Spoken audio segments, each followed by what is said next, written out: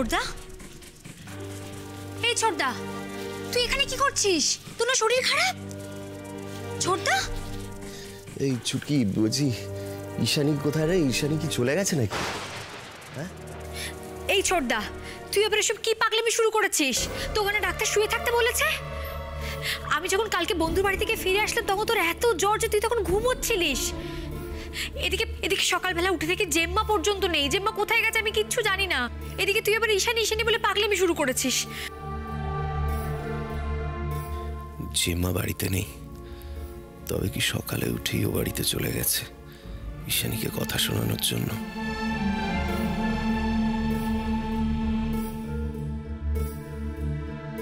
কি ভাবছিস? ঈশানী ঈশানী ঈশানী কখন ফিরে গেছে আমি জানি না, কিন্তু ঈশানী কাল রাতে এসেছিল। আমার আমার স্পষ্ট মনে আছে, আমার পাশেই বসেছিল, আমার সেবা করছিল।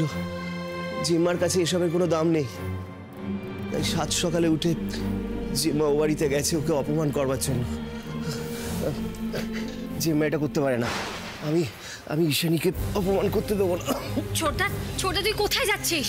আমার হাত ছাড়, আমি যাবো। তোকে শুনে নিয়ে তুই কোথায় যাবো? আমার হাত ছাড়। ছোটদা, যাস না ছোটদা। ভালো লাগে না আমার আর। ওই বাজে মেয়েটার জন্য একেবারে পাগল হয়ে গেছে। এই শরীর নিয়ে ছুটলো। মা, মা, এই তো মিতুল, এই মাকে ডাক। তারাপীঠের প্রসাদ এনেছি, সবাইকে ভাগ করে দেবে। সে বাড়িতে থাকলে তো ডাকবো। কেন মা কোথায় গেছে? জানি না আমি কোথায় গেছে। এদিকে তো ছোটদাও বেরিয়ে গেল। তার নাকি এত জ্বর, কালকে ডাক্তার পর্যন্ত ডাকতে হয়েছিল। সে কি অমনের জ্বর? তার মানে মা নিশ্চয়ই আমাদের ফোন করে পায়নি। আমি জানি না, আমি তো বন্ধুর বাড়িতে ছিলাম।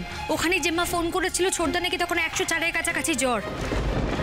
তারপরে নাকি সেই খবর পেয়ে তোমার বোন নাকি ছুটে চলে এসেছে এখানে সেবা করার নাম করে। 2 ঘন্টা কাটিয়ে গেছে। ইনু এসেছিল? আচ্ছা, ও কি করে জানলো যে অবনের জ্বর এসেছিল? জেম্মা তোমাদেরকে ফোনে না পেয়ে খুব ঘাবড়ে গেছিল।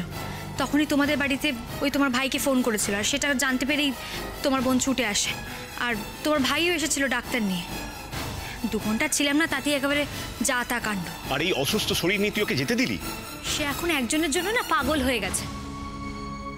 আমার কথা শুনলে তবে তো মনে হয় রাঙা বৌদিদের বাড়িতেই গেছে। আমাদের কিন্তু আর এক মুহূর্ত সময় নষ্ট করা উচিত নয়। শিবানী, তাড়াতাড়ি চলো, এসো।